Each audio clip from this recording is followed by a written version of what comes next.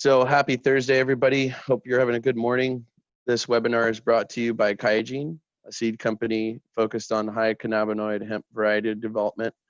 We're based in the central part of California here and have been doing quite a bit of trialing, working with commercial growers, universities, processors, just to learn more about the agronomy of the crop, the market of the crop, and how we can tailor genetics and products to fit those needs. So today we're going to really zoom in on day neutral net yield and how you can increase that by as much as 50% with different strategies. The goal in hemp cultivation is to manage the risk and improve efficiency. So we're going to hit a few points that help us achieve those goals. We'll dive into detail here as we go. We'll start off with a little overview. My name is George Workman. I'll be running the webinar today, and I'm the Director of Product Portfolio at Kayagene. I have a agronomist and a hemp specialist, so I have several years of experience in commercial agriculture, multiple years with experience in growing the hemp and working with the different genetics that are available, and innovating trialing programs and working with Chris and our team here at Kayagene to develop a true breeding program that is going to be essential for hybrid development and a stable and predictable genetic seed option for growers moving forward. And right now we've known that those are some of the things that have been lacking the most is the true breeding and true hybrid development and trialing of hemp, just because of how quickly everything is matured. And even within our own company, we wish we would have done quite a bit more. We did quite a lot of extensive trialing and have done a lot of breeding work, but it's the amount of potential and the amount of work that needs to be done is quite a bit still. So some of the things that we plan on discussing today are crop scheduling, understanding economics, product handling, how to actually monetize your crops versus having them sit in a barn and collect dust. Different genetic options that are available now, whereas last year everybody was just trying to find whatever seed they could and put it in the ground. I feel this year there's a lot of options available, and but there's a lot more information from seed companies and all the trialing that they've done. And there's generating the actual crop plan from there. And we'll actually show you a sample crop plan and dive into the steps needed to effectively create one in more detail. Then there's choosing the harvest strategy. So really identifying your target customer and the product specs that they're requiring. And if you don't know who that is and you're still interested in playing with the hemp and finding the target customer after the product is produced, then we have some suggestions along that side of things as well. And to the crop planning point, there's harvesting a compliant hemp crop. So knowing when to harvest and knowing how much to harvest at a given time is all based on when you plant. So the crop plan and the harvesting a compliant hemp crop will be pretty closely linked, and we can discuss how a little more detail as well. And then there's planting density economics, which I think needs to be quite a bit more trialing on all this as we move along in this space. And this is one of the things we're really dedicating this year to quite a bit, is understanding this, as well as the THC CBD curve on our on the varieties that we have in our portfolio. The calculating the net yield per acre has been something that's been a little bit forgotten. Not in a sense forgotten, but I think people have lost focus on the per acre side of things and look a lot more at the per plant type of strategy. And the reason being is because the seed cost is so high, and so everybody's trying to figure out how they, last year they were trying to figure out how much can I get out of $1 seed? What is the most possible output I could get out of this plant? And I think moving forward, as seed prices drop, as the agronomy of these crops comes to play in a little bit more of a factor, and we understand where the diminishing returns are on the planting populations, we can properly identify these planting densities and properly recommend growers. And I think one of the things that we're going to show you here is just how we in our company use trialing and data to inform growers on these types of decisions. And then lastly, just how this all ties into creating an efficient and profitable farming strategy. So this is like an all-encompassing summary at the end. So we'll get started with crop scheduling. You really want to understand the industry and the economics, and then dive into your customer and how to handle your product to deliver it to that customer. This is where, from my own personal experience in the space, I've seen a lot of things go wrong, where beautiful plants in the field turn to subpar products at the time of at the time where you're showing and displaying the product to the buyer. The product is nothing close to the quality that it was when you're looking at it in the field. So there was a lot of crushed hopes and dreams in that short month to 2 month period of cutting the crop and processing it and handling it and displaying it to a buyer. So there's some sensitive components to that we can discuss, and the different genetic options that you can tailor to get there. So this is a great graph provided by PanX Exchange, and it basically shows 2019 season and biomass spot prices. And this is per CBD percentage point in Colorado, Kentucky, and Oregon. And it basically paints a pretty good picture for, I mean, you could basically look at flour in the same way, even though the data points aren't as tailored towards flour. I think the curve is pretty similar in the sense that right there in those summer months prior to harvest, you're hitting your peak. Versus I think obviously the worst parts of the year where you don't want to be shopping your product around is when everybody else has it out there. So you're seeing right here in December, it's at an all-time low. And we're not saying don't plant a full season and harvest in October when the price is low. We're just saying spread out that harvest window so you have multiple of them, because it's not just the market price that you're concerned about, but it's also environmental effects. So like in Oregon's a great example. Last year they had an early winter come through. The year before that they had a very late winter come through. So there's no way to plan for Mother Nature. There's only there's no way to factor in what Mother Nature is going to do, but there's a way to plan and hedge your risk around it. So if there is a late winter, it's taking out maybe 20 acres instead of 40 on your full seasons. And we'll dive into that in more detail here on this next slide, where we go into the different genetic options that are available. And we'll start with photoperiod sensitive, which you're all familiar with: full season, full term, fall harvest, longer cropping time, larger plant and stem. Those are some of the negative attributes to the crop.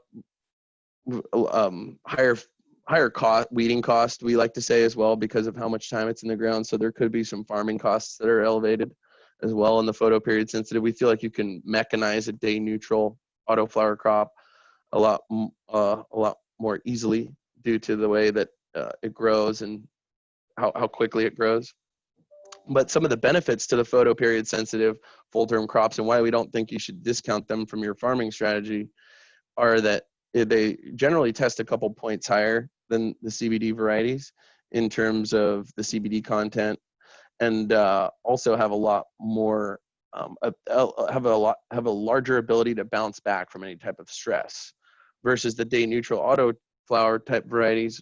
When everything happens so quickly that stress events, there's not a lot of recovery time from those.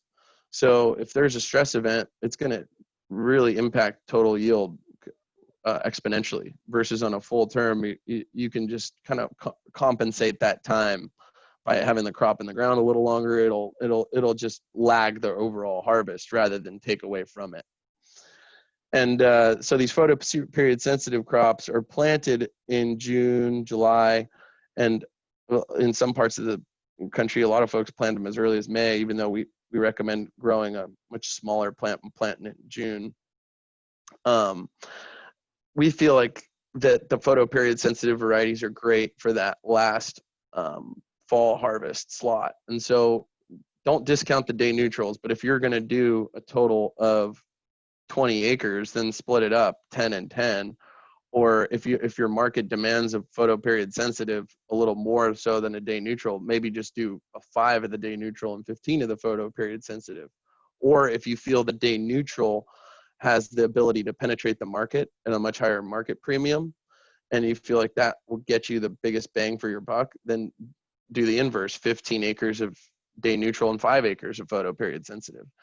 But just figure out a way to dial up and down the acres and the scale that you go on either of the two based on your overall encompassing overarching strategy. And you'll see here that the autoflower and day neutral options are planted in mid-late summer, and they're harvested in mid to late summer, and they're planted in early spring and springtime. And everything happens so fast in these varieties that you're able to block plant them. So if you can plant throughout the entire spring and harvest throughout the entire summer, and then get a couple photo period sensitive full term harvests off at the end as well. That way, all of a sudden your harvest window is doubled in terms of size, and your risk in terms of environmental effect and having enough labor and enough drying space, all that stuff goes down. And we will address that here. And that's why the big summary to this slide here is that both varieties have their time and place. Everybody's always saying, oh, no, don't do autoflower. It's all about the full term, or it's all about the full term. Don't do the autoflower. We like to say everything has a time and a place. And depending on your market and your farming strategy and your environment, we recommend you figure out which of these at a given scale makes the most sense. And those are all things we can help you with, or the seed company should help you with when you're making your plans for the year. So where to start with the planning? So it's basically just sitting down and with the goal of creating an annual crop plan. And the steps in doing that are identifying the planting and harvest dates, which we'll dive into more detail on the calendar slide coming up. Second, identify the amount of acres to plant for each variety that matches the infrastructure that you have available, the labor crews that you have to your disposal, and the amount of market that you think you can penetrate. This is where I think step 2 is a really difficult one to hit, because in vegetables and most crops nowadays you have contracts, so you can predict, that if you're going to grow 20,000 heads of romaine, you're going to sell 20,000 heads of romaine. Versus in this case, a lot of folks are going into the open market and don't have that luxury. So in that case, just managing your scale appropriately, like just identifying what the total market is, maybe looking at some case studies from last year and seeing how much you can bite off and actually process. And finally, mark all your planting and harvest dates in your new crop calendar and create one of these. So this is just a planting calendar. A crop plan and a cropping calendar would also have a harvest legend on here where the colors would turn for where each of these would be harvested. But the point I'm trying to make with this slide here is just to show you how Pipeline and Maverick, which are 2 day neutral varieties, and Berry Blossom, which is our full season varieties, can be block planted throughout the spring and the summer to spread out not only the planting, but the harvest and the overall cropping efficiency of your farm.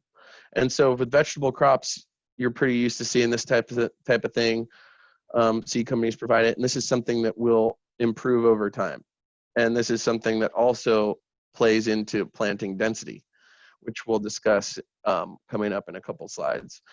But I think this is something that really the seed company needs to provide you, and then you use as a resource to develop your crop plan. So you can use the same format of the months of the year and the bi-weekly intervals, but in your plan, you would want to pin down actual plant dates.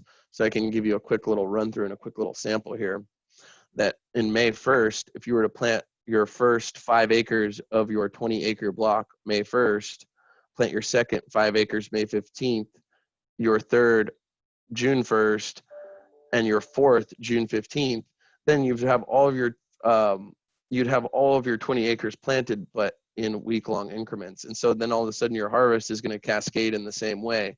So you would look basically 65 days, 70 days later, and you would end up starting in July 15th, and you would finish your harvest at September 1st. And then all of a sudden you would move to your berry blossom, which is your photoperiod sensitive, your full season.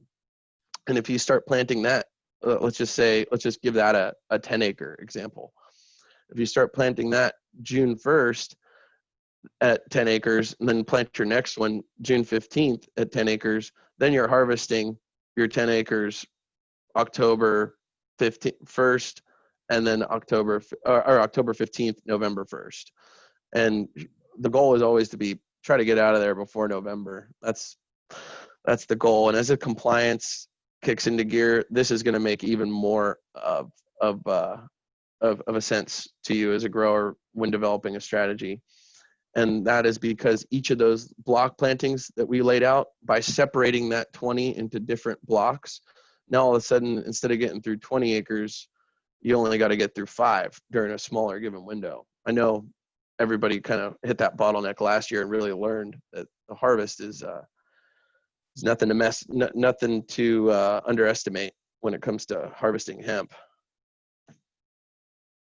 And that leads us into the harvest strategy.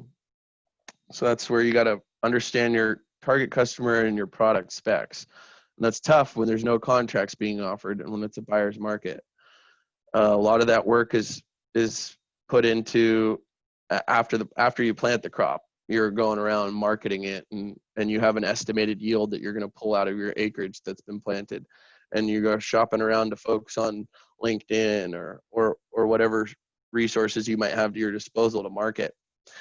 And when you do that, when you go out to market and sell your products, it's very important to know what you have and what quality it is, and have it in a presentable form that's acceptable to the buyer. And harvesting it for compliance is another thing we can talk about as we move into this section. So there's obviously the flower and the biomass that we've all seen going around. The flower and the biomass both have several grades of quality, but we like to break it up and look at it in the following way, and just to simplify things, just an A and a B grade for the biomass. In terms of what's, high grade biomass is something that's very, very few stems and seeds, and very, high CBD content in terms of like 8 to 9%. And the grade C products, so it's like the lower grade biomass products are $5 a pound, and they're a little bit more combine. They have more stem material in there. They're more in the 5 to 6%, maybe 7% biomass range, and are produced on a much larger scale. And so when we get into the flower side of things, this is where the prices really mess with people. When they see $2.25 a pound, they're like, let's do everything for smokable flower. Why not? Well, to get to that $2.25, you got to spend $100. And that's why that $2.25 is the way it is. And the flower market has been pretty steady, because not everybody has got millions of dollars sitting around to process thousands and thousands and thousands of pounds of flower without a definite market in place. So that's where scale and understanding how to sort your harvest and scale your harvest, I think those types of things are priceless in terms of your planning efforts. And then this is a THC compliance graph. So this is where harvest compliance and harvest, getting the most yield out of your harvest, all comes into play. And what we do at Kayagene is we put a lot of effort into quality control. And we put a lot of investment, time, energy, focus into that. And that's what this graph displays. Took 1,000 samples from our quality control lot and wanted to develop a curve of how that THC percentage rose with the CBD percentage. In this slide here, we see total THC on the y-axis going from 0 to 0.5%, and we see the crop's life cycle growing from 60 to 90 days on the x-axis. So as the life cycle increases, so does the THC threshold. And the point to be made here is the pipeline crop is always harvested right at that 65, 70-day mark. So you're still having a mature bud that's hard, and it can be trimmed into a flower product or a biomass product and be at 0.3, right around that 8% point of CBD. Once you start letting it sit in the field longer, we've noticed that it just tends to climb. The THC just as it sits, it just grows and grows and grows. And so it's the timing for the farmer is very important. And that's why we come in with our expertise and our trialing data. I think each sample here was a few bucks, and we did thousands of samples for applications. So it's thousands and thousands of dollars we spent on making sure we get this information so the customer doesn't have to figure it out in real time. And so each one of these little plots on the scatter plot design here is a sample, and you can see that even at day 70, you're hitting compliance. So you generally want to start your harvest at day 60 and finish it by day 70. So block plant your pipeline so you can get through it, and so you can get through your block in that 10 days. Now, when it comes to CBD yield, you can see the increase there with the scatter plot. Very similar. You can go above that 10% mark if you want to let it sit. And so that's why we recommend different things for different growers in different situations. So a grower that's vertically integrated, that has the option to remediate. In Arizona, I think they even have a law where they can remediate some stuff, I heard the other day. So you definitely want to get this CBD way up there, and the THC is not as big of a concern in that case. Versus a trim flower producer that's trying to put this stuff in a cigarette at a Circle K, or gas stations throughout the United States. And so when somebody breaks that cigarette in half, they want to make sure that cigarette's at 0.3 or less, ideally 0.25 or much less than 0.3. But you would see here on a pipeline, if you were really gearing for that compliant flower market, you would be harvesting at a much different time than if you were going for high oil content. So that's how strategies change and differ depending on your goals. And that's why understanding the overarching plan is so critical for your success. And finally, I'm going to leave it with the planting density economics before we come to Q&A. And I'm going to just open it up to everybody to speak on the Q&A, and hopefully we can address any questions you all might have. But the planting density economics is huge. And I think this is something that we're going to learn more and more about as we bring new varieties into market, as we trial them in different regions and at different time points through the year, different seasonalities. So here we have a full season crop that we experimented with in this photo, and there's actually 19,600 full season plants in this photo. And per acre yields on this field exceeded 4,000 pounds an acre, and it was planted August 1st in Central California. So this is quite this is not your average situation in hemp here. This is something that's totally an experiment that we tried out, but it worked out great. Everybody thought the whole thing was going to rot out and mold, but we knew it was an arid region. We knew that humidity wasn't as big of a factor there, so we didn't have those issues. We just had these great yields that came out. And so, not to say that you should plant your full seasons at 19,600 plants per acre, but this is just a point I'm trying to make in saying how much research needs to be done on these types of things. Is you really need to dive in and understand it by trialing in different regions with all these different varieties. And specifically on the day neutral side of things, what we found is that if you see here on this chart, on the pounds per acre at 80% stand in the revenue, you're able to see the decrease in yield per plant by a half an ounce, but then in turn you see that revenue increase per acre. And so that's where we really started to look at these higher densities and see that, wow, we're leaving a lot of money on the table by not filling that field up to its full potential. And so we found that by adding another line on a 40-inch bed, which ended up bringing it up to 26,000 plants. We're used to running 40-inch beds here, so apologize if I use that example and it doesn't really fit what you're used to. But a double line a foot apart on a 4-inch bed is 26,000 plants per acre. A single line on a 40-inch bed is 13,000 plants per acre. So this is kind of the trial configuration that this was all modeled after. And a lot of it was done with universities on the East Coast. We trialed with Cornell University, Georgia, Florida, a couple others on the East Coast, and UC Davis here on the West. And the data that was presented to us it all had the same trend, whether it was from a university or a commercial grower. It all had really the same trend in terms of the density, in terms of how much you can actually squeeze out of that acre if you were to really plant it right. And so there is a point of diminishing return in when it comes to planting density, and I think that's something that we have yet to hit here. I think we're far below the point of diminishing return. I just think that where the seed cost sits now and the math equations that we as a seed company did in the beginning of the year helped us kind of identify where that sweet spot is for the grower on a fixed cost coming in per acre and a net yield coming out. So it's a fine line figuring out what that is, but we figure that it's a no-brainer when it comes to this slide here. You can kind of see it in a little bit broken down in further detail. Your production, your seed cost is around that $16.50. So it's about half the seed cost and half the harvest cost on the lower density, but you can see how much that increased net yield makes sense when it comes down to the bottom line.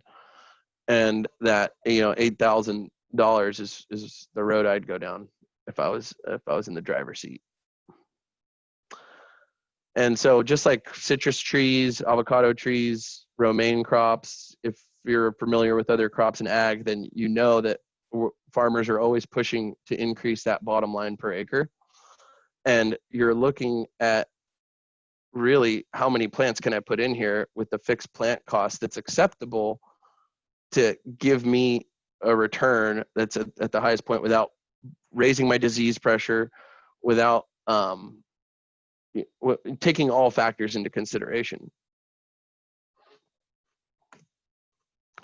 And just to summarize what we learned before we jump into Q&A, hope you came out of this with the ability to develop a crop plan for high cannabinoid hemp crops. We hope you understand that there's a lot of genetic tools available for growers now and options to improve your efficiency and productivity through the year.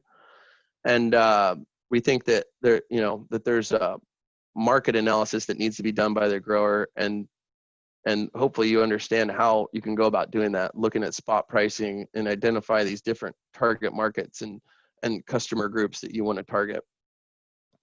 And then finally, hopefully this all leads to laying out a strategy to get your hemp harvested at compliance and at the right planting population. Moving forward, we want to keep the ball rolling and keep as we plant more trials, we keep learning, and we feel like it's important to present and share that info with the public. The next webinar in our series is going to be how to increase the overall efficiency and profitability of the hemp crop, which will be more of the same ideology, but zooming a lot more into fertility, pest management, and we'll have a guest speaker agronomist on with me on that one, and we'll go back and forth and tell you guys a little bit about what we've seen that worked really well for growers last year, and some of the challenges that they had, from everything from fertility, IPM, cultivation practice, and harvest. It's a little bit more agronomy focused on that one. And today, the most special part of the webinar is the 100 seed winner. And so we'd like to let everyone know that on our website, we're going to have a link to register, or in our Q&A, we're going to have the ability in the chat to get an Eventbrite link to register for the 100,000 free feminized Maverick seeds. And we'll work with you on trialing that variety and making sure you have the right right advising in place to make sure you get a good crop out of it. And we'll share in the marketing of that and the data and data collection, and hopefully come back next year with more information to present in these types of settings. And finally, we'd like to present our product offerings for the year. We have photo period sensitive full season varieties, day length neutral auto varieties. We have a CBG, 2 different types of CBG on offer this year, and really have some really competitive prices here as well. We would like to focus in on those, in the sense that, you know, on the day length neutral, the reason why we lowered those so much is not to just give everybody like that big price break per acre, but more so to really focus the grower on planting at the right density and getting the right bottom line out of their crops, and having better looking fields and more productive hemp harvests overall. And just on the photo period sensitive side of things, I think the price is negotiable on a lot of this stuff. So just if there's issues and things like that where you need insurance or need some help identifying how to get your crop planted, just give us a call, and we're always trying to figure out ways to help growers and be creative in getting them to achieve their goals. And so any questions can be opened up at this time. I will open up the participants list, and anybody that wants to talk can just raise their hand and I'll unmute them, and we'll all be able to hear you. So you're all available now, and just feel free to raise your hand on the participants panel if you'd would like to ask a question.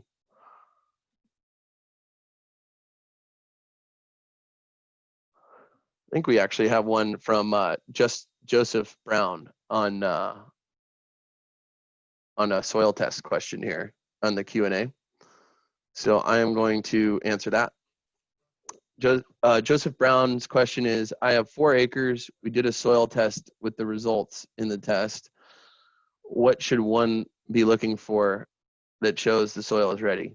This is one of the things that we're going to really dive into in the next webinar, but I'll answer that in this one right now, because we've had a lot of soil testing going on last year, and a lot of understanding on what works well for what. And we found that the well-drained soil, that these high cannabinoid hemp varieties like well-drained soils first and foremost. So really heavy soils pose for just more pressure for the roots to have to push through. So it's a lot more energy. So we've noticed that the water logging effects and the additional root pressure needed by the day neutral varieties shows that the sandier soils and the sandier loam soils are best suited.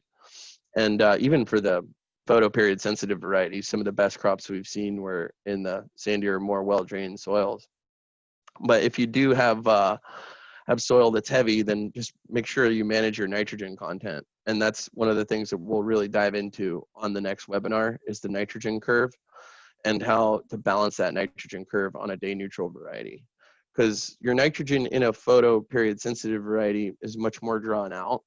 The crop cycle is much longer. So as you're going through the crop cycle, the plant will eat the nitrogen, and it does have a negative effect if you have residual nitrogen in the back end, but nothing like in the autoflower, where if you have excessive nitrogen in an autoflower during its peak flowering phase, you really have these, you almost have like a vegetative growth that comes out of the flower, lowering the overall quality and cannabinoid yield. So a lot of folks had a really bad taste in their mouth for autoflower last year because of the following. Just not understanding the seasonality of it and when the best times to plant were, not planting at the correct density, some kind of transplant shock or irrigation shock, and then this whole nitrogen shock thing that I'm referring to. And so part of the thing that we can help you with, Joseph, is like when you fire a soil test our way, we can identify if you're in a good spot in terms of how much nitrogen you have and how much you should front load and how much you should supplement to get through that 75-day life cycle of a day neutral crop. And we got another question from Eric Jordan. Do you have lab testing schedules to use as a general starting point?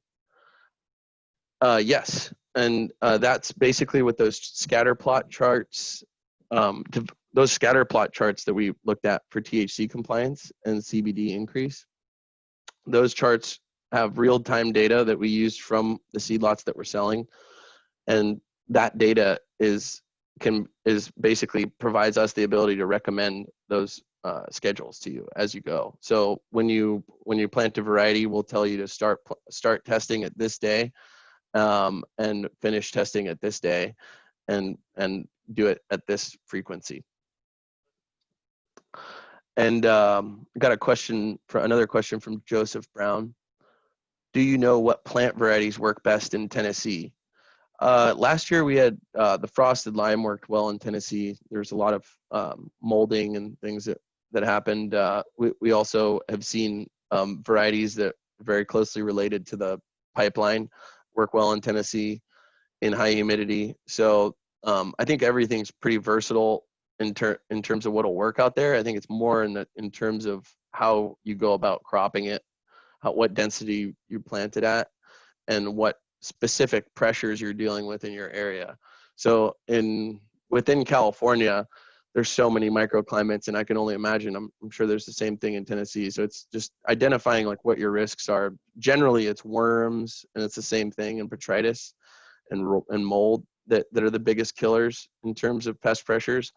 But depending on where you are, it could be a multitude of things. It could be root diseases, it could be insects, but just really understanding your growing environment, and whether it's weeds or insects, just knowing what that's going to be and identifying a strategy and working with us as an advisor on that strategy, or your agronomist on that strategy on how to address that through cultivation, preventative sprays, or any other means that might tackle issues for you. And then we have another question, or we have our first question from Sharif Shada, and he's asking, have you done any indoor cultivating, and do you have any tips for greenhouse indoor grows when it comes to keeping the THC down?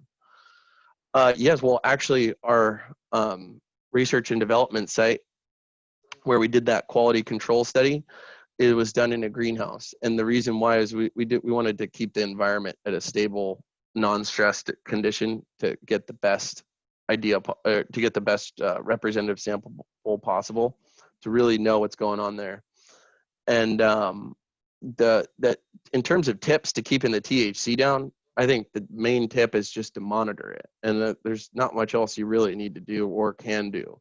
And people that claim they have like this silver bullet little tonic that they could put in your pot, and all of a sudden you're going to be like 20% CBD and a compliant THC, I'd really be careful with the claims that people make in this space, and really vet the data, and make sure folks that you're purchasing products from are data driven when it comes from everything from fertilizer to seed, and ask for trials and replicated trials and photos and whatever you can to help inform your decision.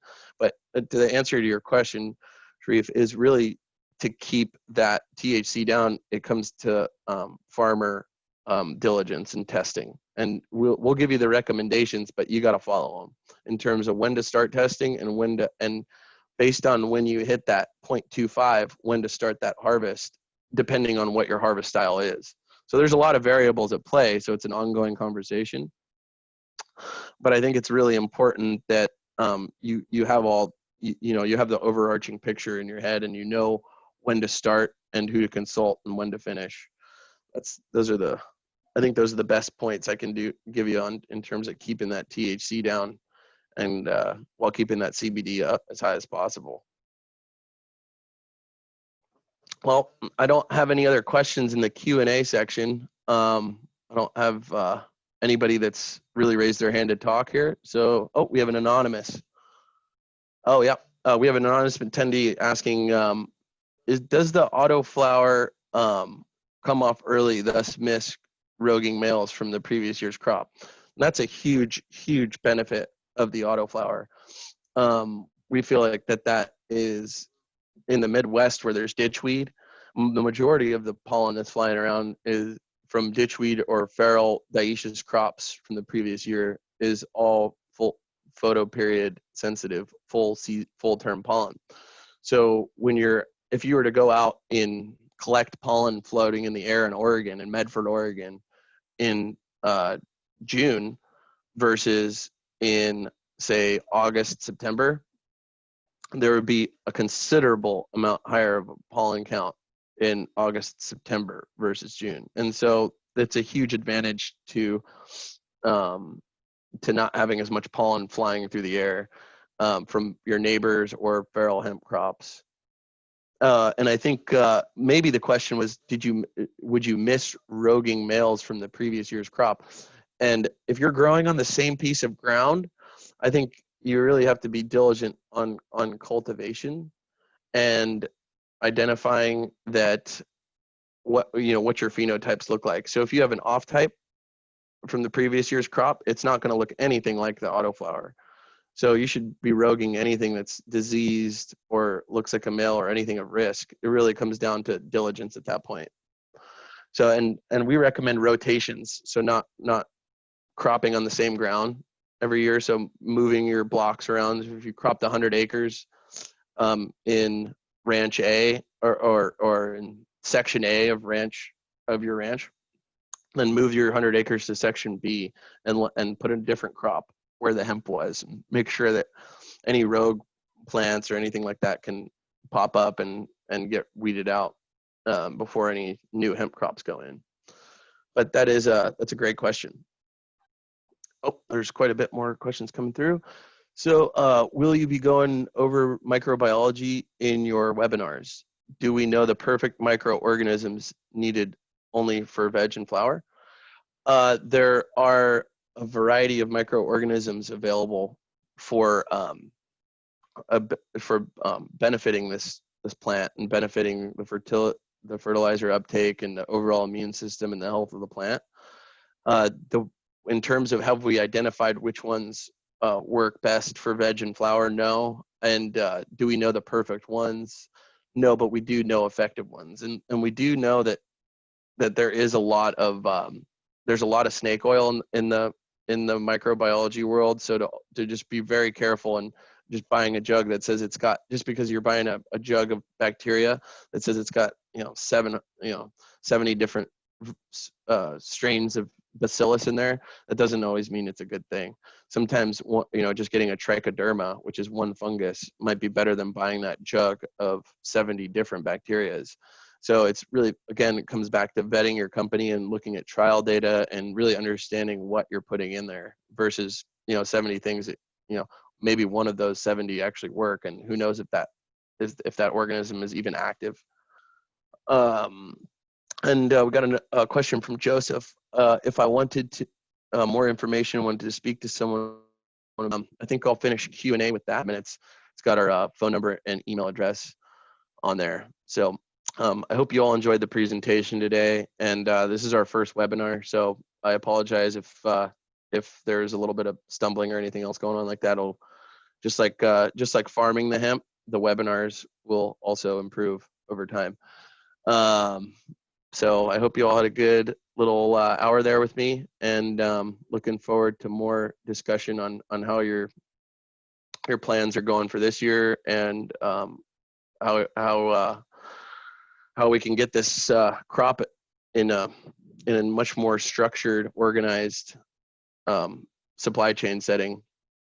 We can all work together to do that. So I hope you all have a good day. Bye.